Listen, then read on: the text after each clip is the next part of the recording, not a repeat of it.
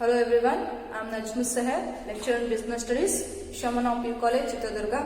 So dear student, we are discussing the second chapter of your syllabus, that is forms of business organization. In the forms of business organization, we have come to know about different forms like sole trading, HUF, partnership and cooperative society. And the last topic of this chapter is joint stock company. We shall discuss in today's video. Okay. In last videos, we have seen about the cooperative societies. We have discussed regarding the cooperative societies and the types of cooperative societies we have seen in a previous videos. And today, we shall discuss about the joint stock companies. What exactly the joint stock company is? What exactly the company is? In common parlance or in common language or in layman's language, the company is nothing but the association of persons. Okay, it is a voluntary association of persons for some purpose. Okay, you are making an association of 2 or 3 individuals for some specific objective or for some specific goal. You are coming together. You are gathering the individuals. Say for the purpose of conducting business or for the purpose of promotions, promoting of arts, promoting of science, promoting of your religious or education, sports and whatnot, everything, okay, etc. So, it is the association of individual for some purpose. The purpose may be, the objective may be, you may conduct a business activity or you may go for promotional activities like music, maybe dance, maybe arts, or it may be science, or it may be sports, or it may be education. Okay. But in the court of law, but in the eyes of law, LAW law, in the court of law, in the eyes of law, such association will not give a recognition as a joint stock company. Such association will be not called it as a, such association will not identified, will not recognized as a joint stock company unless and until it is incorporated under the Companies Act of 2013 or Companies Act of 1952. Okay, our previous companies law. Okay, so any association which does not get recognized by the law, that will not called as a joint stock company. To be called it as a joint stock company, it has to be registered or it has to be incorporated according to the provisions of a company. The Provisions Act may be in a Companies Act of 2013 it may be, or any other law, in any other previous act may be. According to that, if you have incorporated, if you have registered, then it will be recognized by the court of law, by the eyes of law as a joint stock company. If it have not registered, that will not called as a joint stock company. Now let me tell you what exactly the joint stock company is. Now let us discuss the definitions or meaning of a joint stock company. So here it is a meaning and definition. So definition of a joint stock company, very important from the point of your examination. Okay, what exactly the joint stock company is? Joint stock company is a voluntary association. It is a voluntary association or it is an organization of many persons or many individuals, okay, who have contributed money or money's worth to a common stock and employ it in some trade or business and who shares profit or loss arising therefrom. This particular definition is given or it is pronounced in a England court. Okay, Lord Justice Lindley. Okay, Lord Justice Lindley of England, he has pronounced this particular definition. Okay.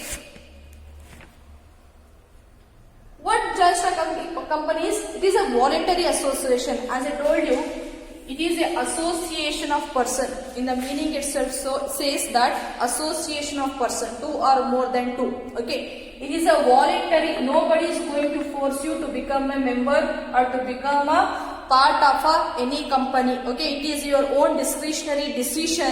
It is your own discretionary at your own choice. You can become a member or you can associate it with a particular industry or particular company. It is nobody or no one is going to force you to become a member or to leave your membership. It is at your own discretionary power you can become a member. Okay, it is a voluntary association. Voluntary means what?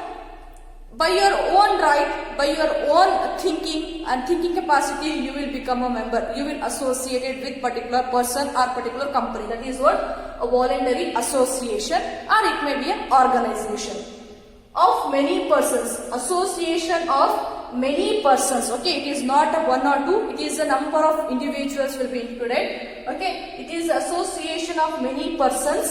These persons will contribute money. Okay, who have contributed money or money's worth. Money or money's worth. Worth in the sense, whatever the property and whatever the things, valuable things you have contributed to a common stock. To a common stock. The common stock will be denoted as a capital of a company or the money itself. Okay, to a common stock, and you have used it. Okay, you have employed it in some trade, in any trade related activity you have used it, or in a business activity you have used such money, whatever contributed by the association of persons or association of persons, and whatever the profit and loss you get from your business or trade, that you are going to share among the members, among the individual, among your association.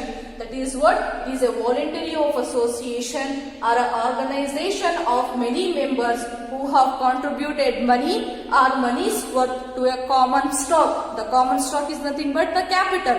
Okay, the company's capital, or it is nothing but it is denoted as a money, okay, which is contributed by the individuals, and you have used such amount in a trade related activity or business related activity, and whatever you get, okay, who shares, and even these particular individuals are members of a company share the profit or losses which you get from your business, which will arises from the business or trade activity in which you have used it. That is what?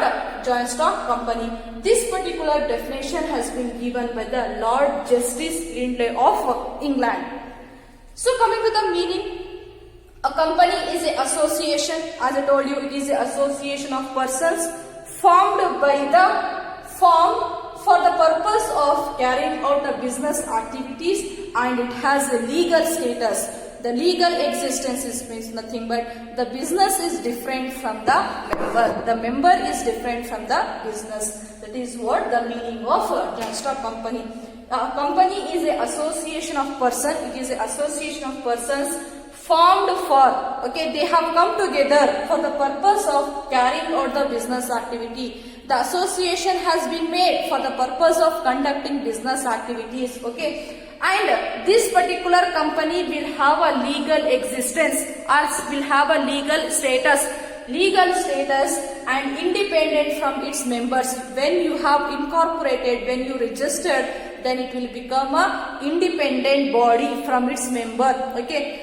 The creditors will take recover its debts by using the assets of a company, but they will not force the members of a company to pay the loan amount, to pay the debts by using their personal asset. Okay, that is what the legal status is about. Okay, even the members are different from the company. The business is different and the members are different. That is what the legal status. Okay, every joint stock company compulsory they have to register in a registrar office. Okay, it is a compulsory for the registration or incorporations of a company. This is what the meaning and definition of a joint stock company. Okay, this joint stock company will have a separate legal entity. Okay, that is what legal existence, where the owners is different from the management. Okay, the business is different from the management, and will have a perpetual succession, means it is going to be continue. Any person may come, any person may go, but the company doesn't go anywhere. Okay, it is created by the law. Only by the notice of a law it can be wind up, it can be shut down. Okay, if any person dies, if any person retires, then the business, the company is not going to close. Okay, whatever the money contributed by the individual, they are the shareholders, they are the owners of a company. Okay, the capital is divided into a small amount, small portion, that is called as a share. Okay, share is called as a portion of a capital is called as a share. Portion of capital is called as a share which have a value. Okay, this is what the joint stock company. Now let us see the nature of a joint stock company. What are the characteristics, what are the features of a joint stock company? So let us discuss the characteristics or the features of a joint stock company. Very important topic it is. First one is artificial person. Artificial person means what? Artificial, who cannot breathe, who cannot eat. Okay, for them we called it as a artificial. The joint stock company will also considered as a artificial person. Okay, a company is a creation of a law. It has been created by the law and it exists independent from its member. Okay, as I told you, it has a separate legal entity which is different from its member. Okay, which is different, the business is different from the owners. Okay, like an actual person, like you and I, the company, joint stock company can purchase the property on its name, can enter the agreement or can enter the contract with other. It can hold a property on its name. Okay, and it can incur the debts. It can borrow the amount from the money. It can borrow the amount from other institutions or from other persons or from the third party. Okay, it can sue a case. It can file a case against any third party. And even the third party can file a case against the company. Okay, this will all thing will be happen on in the name of the company, but it is not in the name of the owners of the company. Okay, that is why it is called as a artificial person. Just like an actual person like I and you, it can hold a property on its name, it can enter into the agreement with others, it can borrow money, it can incur the debts. Okay, it can sue a case, it can file a case against the person and other person can file a case against them. Unlike them, unlike an actual person, okay, it cannot eat, it cannot breathe, it cannot talk, it cannot sleep. That is why this joint stock company will be considered as a artificial person. As this joint stock company is created by the law and it will have an independent existence from its member. Okay, it is considered as a artificial because it hold property, it incurred the debts, it borrow the money, it file the case. Okay, other person can file the case. That is why it is called as a artificial person. Right? The first characteristics is artificial person. The next one is separate legal entity. Separate legal entity means what? From the day of its registration, from the day of its incorporation, a company acquires an identity. A company will be recognized, it may be acquire the identity. It is distinct from the member. Okay, the business, the company is different from the owners of a company. The assets and the liabilities of the companies will be used only for that purpose only. Okay, the assets and the liabilities of a company will be used, okay, for the business purpose only. The assets and the liabilities of a company will not become assets and liabilities of a member. Okay, that is why it is called as a separate legal entity, because owner is different and the business is different. The management is different from the business. That is what a separate legal entity. The next one is formation of company. The formation of joint stock company is a time consuming and expensive process. Time consuming and expensive process. Okay, in order to frame your business, in order to form your joint stock company, you have to spend a lot of time and even you have to spend lot of cost. Okay, it is expensive as well as a time consuming process. As there are, in order to register, in order to form your joint stock company, as you have to prepare number of documents, number of certifications you have to make, and you have to follow the legal formalities, okay, which is prescribed in a law according to the provisions of Companies Act. You have to follow, you have to compile with the rules and regulations which is stated. Okay, then only you can form, you can start your joint stock company. The formation of joint stock company is a time consuming and expensive process. Okay, the formation of company will have a cumbersome procedure, number of procedures you have to follow. Okay, many documentation is required and you have to follow, you have to compile the rules and regulations which is stated in a Companies Act.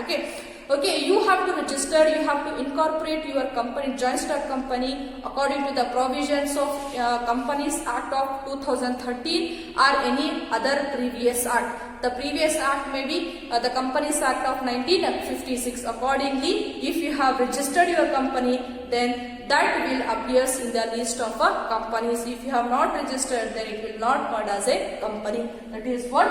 Formation of company. Next one is perpetual succession. Perpetual succession is nothing but continuity. Okay, perpetual existence is nothing but the continuity of a business. So as this joint stock company is created by the law, it is going to be ceased to be exist only by the law. Okay, as the joint stock company is created by the law. Okay, and it is going to be exist. Okay, or it is going to be wind up its business only as per the law. Okay, in order to wind up your business, you have to follow the specific rules and regulations. By following the specific rules and regulation, you can wind up the company.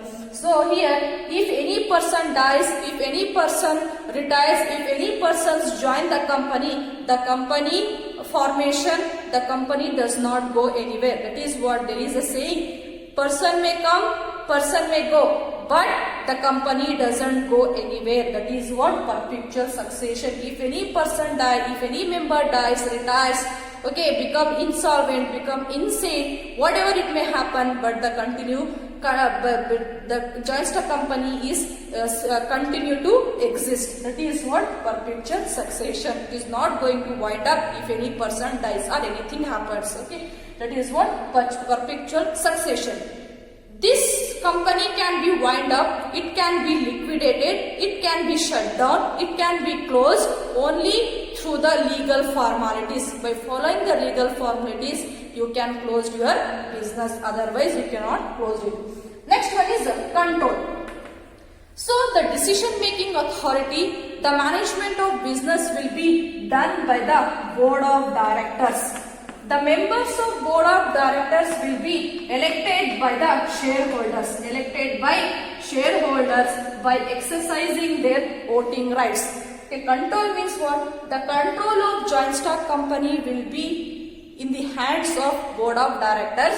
The members of board of directors will be elected by the shareholders, by exercising their voting rights. Okay. So these board of directors are supreme. They have immense significance in the management of a joint stock company, and the shareholder indirectly they are going to control the business. They are going to indirectly control the business. Indirectly in the sense they are the one who is going to elect the members of a board of directors. Okay. The shareholders directly, they will not involve in day-to-day activities of a business. Who? The shareholders. Shareholders will not involve in managing or taking decision of a day-to-day activities of the business. Instead, the board of directors, they are going to act on behalf of the shareholders. Okay, they are indirectly controlling the business.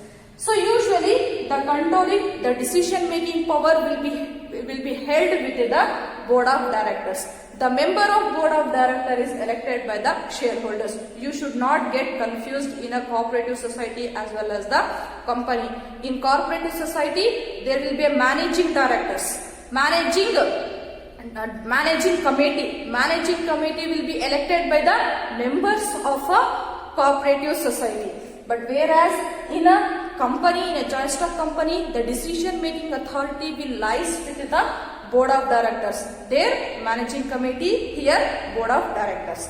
The board of directors will be elected by the shareholders in a company.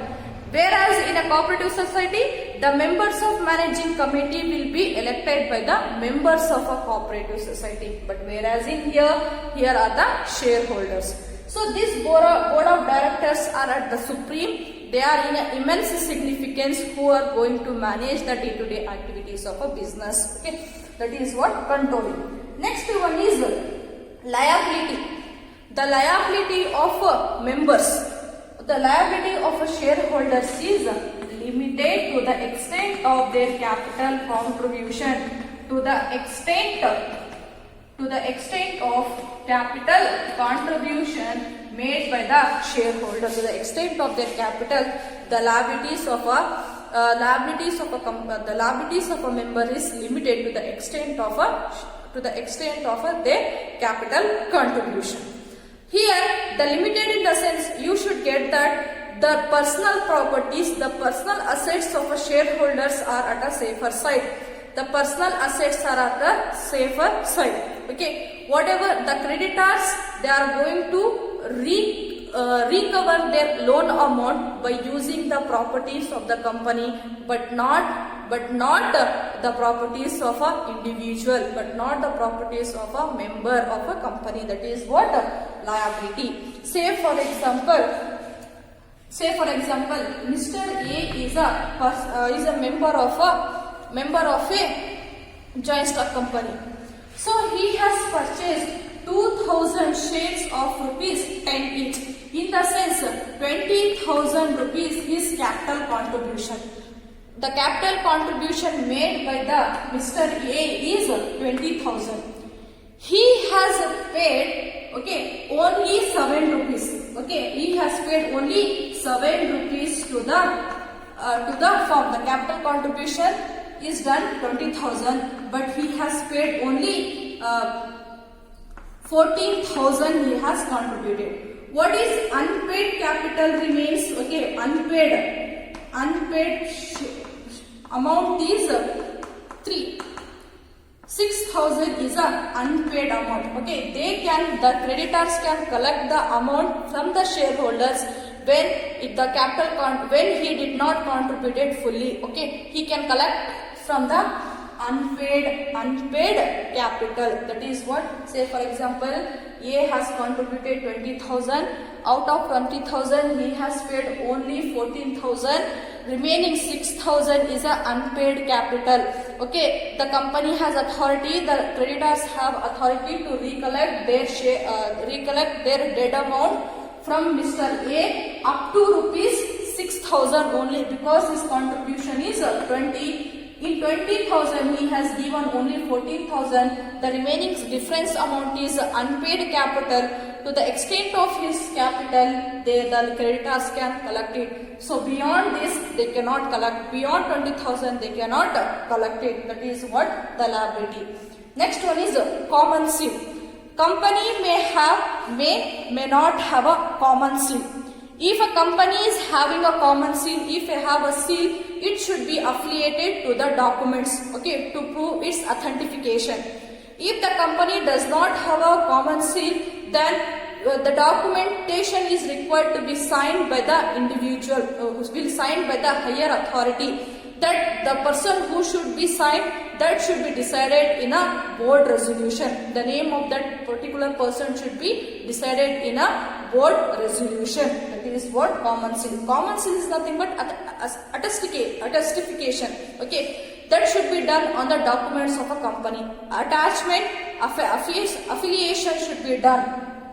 Next one is risk bearing. Whatever the losses you have incurred, whatever the risk of losses will be incurred by the company, that will be borne by all the shareholders. The risk will be shared by all the shareholders. Here, one individual, one person is not shouldered by the, like in a sole trading concern, one individual person is not going to face all the risk, but the risk will be shared by all the shareholders, and whatever the profit arises, that will be shared among themselves according to their capital contribution.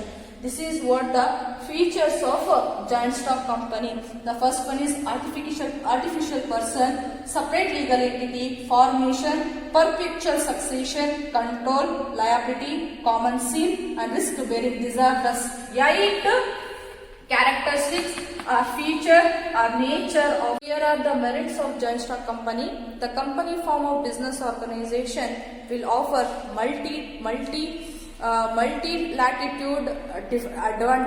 advantages. Now let us discuss the advantages of joint stock company. The first one is limited liability. As I told you in the nature of joint stock company itself, that the shareholders have a limited liability. The shareholders' liabilities are limited to the extent of unpaid capital on the shares held by them. I told you, give you an example. Mr. A has purchased the shares of shares 2000. The value of share is 10 rupees. Okay, he has subscribed. He has paid only 14,000. That is 7 rupees he has paid. Remaining 3 rupees on 2000 shares, that is 6,000 he has to pay. Up to that he is liable. And also only the assets of a company can be used by a creditors in order to recover their amount, in order to recover their debts. The assets of a company can be used. The assets or the properties of owners are free from any charges. That is what this reduces the degree of risk borne by the investors. That is what limited liability is. What? Up to the extent of your capital contribution you are liable. Apart from that you are not supposed to pay even single pie. Okay, that is what limited liability. The creditors recover their loan amount by using the assets of a company. Hence, the assets of an individual, the assets of the shareholders, the properties of the shareholders are free from any charges. Next one is transfer of interest. One more important advantage is available for the investor is transfer of interest. So here you can easily transfer the ownership. It is one of the major advantage for investing in a public companies or company limited. Okay, public companies limited. Okay, if any investors wants to sell its shares, it can sell or it can transfer from one person to another person easily, and even he can convert such shares into a cash whenever need arises. Okay, that is what you can easily transfer your shares from one person to another person. You can sold in a market. It is what convenience way to invest your excess amount. It is also one of the avenues of investment. That is what transfer of interest. Next one is perpetual existence. As I told you, the existence of the company existence will be not affected. The continuity of a business will not affected by the death, by the retirement, by the admission, by the bankruptcy, by the insolvency of any member of a company. The company is going to continue. Okay, it will be liquidated, it will be shut down only as per the Companies Act, only as per the provisions of a Companies Act of 2013. It can be liquidated. Next one is scope for expansion. So as compared to the sole trading concern, partnership firm, they cannot go for the diversification, they cannot go for the expansion because of limited resources. But whereas joint stock company will have a scope to expand it, will have a scope to diversify its business because it has a larger scale of resources. So the company can get the capital from the public or from the financial institution. It can borrow the money from the banks and financial institutions, and even it can borrow from the general public. That is why it will have a larger scope to expand its business. And even the many members, publics are interested, the individuals are interested investing in a public company because the liabilities are limited, and even it can easily transfer. If I doesn't want to continue the ownership in particular company, then I can sold my shares to the another person. That because of that advantage, number of person in a public, they are interested to invest in a joint stock company. Because of that, the scope for diversification and expansions are more here. Next one is professional management. A company, the joint stock company can afford to pay high salary to the expertise to the professions. That is why they are going to take the services of expertise and specialized person. Okay. The operations of joint stock company will be based upon the specialization. Okay, there will be different departments. Different departments will have their own head. Okay, means own specialized person. The operations will be happen based upon the specialization divisions of work. Division of work means what? The person who is expert in particular area, that person only carried out that activity. Other person cannot carry out such activity. That is what the professional management, the operations of business is going to be done by the experts, by the expertise, because the company can afford to pay them a higher salary. Okay, because of that, they are going to take only those sources, human resources who are expertise, who are specialized, who are professional. Okay. This leads to the balanced decision, and also it will improve the efficiency of a company. That is what the merits of a joint stock company. First is limited liability, transferable interest, perpetual existence, scope for expansion, and managerial, that is professional management. Now let us discuss the major limitations of joint stock company. So the joint stock company will offer many advantages, but it also have a lot of disadvantage. The major disadvantages are, first demerit is complexity in formation. As I told you earlier that in a future itself, that in order to form your company, you have to follow number of rules and regulations. Okay, the formation of company, the formations of joint stock companies require greater time, greater efforts, and even it is a extensive knowledge. Okay, even extensive knowledge regarding the legal requirements and regarding the provisions. Okay, you need time, cost, efforts will be included here, and even you should have a knowledge regarding the legal formalities, legal requirement. Okay, and the procedures to be followed. As compared to the sole trading concern, as compared to the partnership firm, here the procedures for starting your business is very cumbersome. Lot of rules and regulations, number of documents you have to prepare. That is why it is a complexity in nature. Okay, complexity of formation, because there will be huge time, greater time will be involved, expensive process, time consuming process, efforts we have to have, and one should possess a knowledge regarding the procedures and the legal knowledge you should have in order to start your joint stock company. Next one is lack of secrecy. The Companies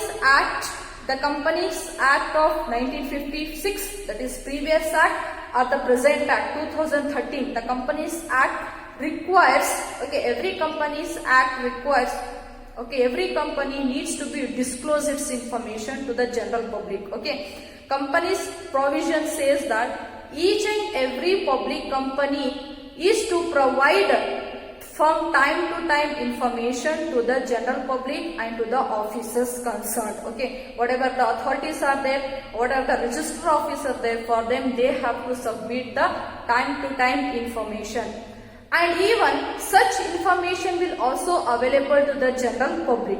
It is therefore difficulty to maintain the secrecy of a company and the secrecy about the operations of a company. That is why lack of secrecy. So here, whatever the decisions you are taking, whatever the operations you are doing in the company, you have to disclose to the general public. You have to say it to the officers, to the general public. So here there will be no chance to maintain the secrecy. Even your competitors can use such information and they will act accordingly. Okay. Likewise, it is very difficult for the public companies, public limited companies to maintain the secrecy of information, as the provision itself says, as the legal formalities itself says that every company has to disclose the information from the time to time. It has to publish the information in a leading newspaper. That is how they cannot maintain the secrecy of information. That is second disadvantage they are going to face. Next one is impersonal working environment. Impersonal working environment is nothing but, as you know, that it is a legal separate legal entity. Here separation of ownership and management leads to the situation which there is a lack of effort as well as the personal involvement on the part of the officers of the company. Thus even the size of company will also further makes it difficult for the owners, for the shareholders and for the owners and the management to maintain the close contact with the employees, close contact with the consumers and the creditors. That is what impersonal work environment, due to the separate legal entity, due to the separate existence, there will be a separation of ownership and the management. Because of that, they cannot contact each other, and even the expansion, the size of business is usually more. The scope of business is huge. It is a large scale. Because of that, they cannot personally contact with each other, and the owners of a company will not have a regular contact, will not have a contact with the customers, with the employees and with the creditors. Because of that, there will be an impersonal working environment. Next one is numerous regulation. Number of restrictions will be imposed on a joint stock company. The functioning of a company is in order to carry out your operations, you have to follow number of legal provisions, and the number of restrictions will be there in order to carry out your business activity. The restrictions in respect of the aspects like auditing of your books of accounts, voting, filing of your annual report, preparations of document, and even the company has to obtain the certificates from the various institutions, various offices. You have to get the approval, like taking certification from the different agencies. Like register office, you need to take a certificate of incorporation, and from the SEBI, the Security Exchange Board of India, from also you have to take approval. Number of regulations will be there, number of restrictions will be burden the company's operation. And this will reduces the freedom of operation of a company and takes away lot of time and efforts and even money. That is what numerous regulations. Next one is delay in decision making. So these companies will follow the democratic rule, that is this particular company will be managed by the board of director. So the particular company will have 3 levels. One is top level management, next one is middle level management, and the last one is low level management. There will be 3 levels of management. If they want to take any decision, if they want to communicate anything, any instruction they want to face, that they have to follow from the top to middle to low. If they want to communicate with the middle, and the middle will communicate to the top. Likewise, there will be a delay in the communication. Communication will be delayed, and this will take a lot of time. Because of that, they cannot take a quick decision. Next one is oligarchic management. So the next one is oligarchic management. So oligarchic means what? Only few people is going to take a control. Only few people going to control the business. That is what oligarchic management. Oligarchy management. So correct me if I am wrong in a pronunciation. So oligarchic management is nothing but, as you know, that the company follows the democratic rule. The directors are the representative of the shareholders. The board of directors, they are going to control. They are having the supreme power to manage the day-to-day activities of a business, and the shareholders, they are not going to involve in the day-to-day activities of a business. And even the shareholders will have a minimum influences in terms of controlling, in terms of managing the business, running of a business. It is because of the shareholders are spread all over the world, all over the country, and they are very small percentage attend the board of meetings. Only few people few shareholders, they are going to attend the board of meeting. So here the board of directors enjoys the power to control, to manage the business. Okay, they are going to manage, they are the one who is going to manage the business. Okay, they are going to act according to their interest, but they will not consider the shareholders' interest. What happened? The dissatisfied shareholders, they will sell their other shares to the, and they will leave the ownership of a company. So this oligarchic management means what here? Only few people, okay, only few people, they are going to take a decision. Okay, it is leads to rule by few. Okay, rule by few. Only few people are going to rule. Okay, because the board of directors enjoy the right of controlling and right of taking decision of a business. They will take the decision on behalf of their own interest. They will not consider the interest of a shareholders. Dissatisfied shareholders, they will leave, and they will leave the organization. That is what they will sell their shares. Next one is conflict in interest. There are many conflicts. There may be many conflicts of interest among the various stakeholders. The stakeholders like employees, consumers, shareholders, okay, public at large. These are all called as stakeholders. Say for example, employee what he accepts from the company is the increase in pay. Consumer, he wants good quality of goods and services at a reasonable price. Whereas the shareholders' expectations from the company, increase in their dividend. Whatever the amount they have invested, that should be safe, and I should get the more return on my investment. That is in the form of dividend, they are expecting that. So the management cannot satisfy all the interest of the individuals, all the interest of the stakeholders. One has to satisfy and another has to dissatisfy. That leads to the conflict in a interest. This is what the limitations or demerits of joint stock company. So here comes to end your second chapter. Complexity in formation, lack of secrecy, impersonal work environment, numerous regulation, delay in decision making, oligarchic management, conflicts in interest. Okay. If you have any doubts, make clarification. Okay. Thank you.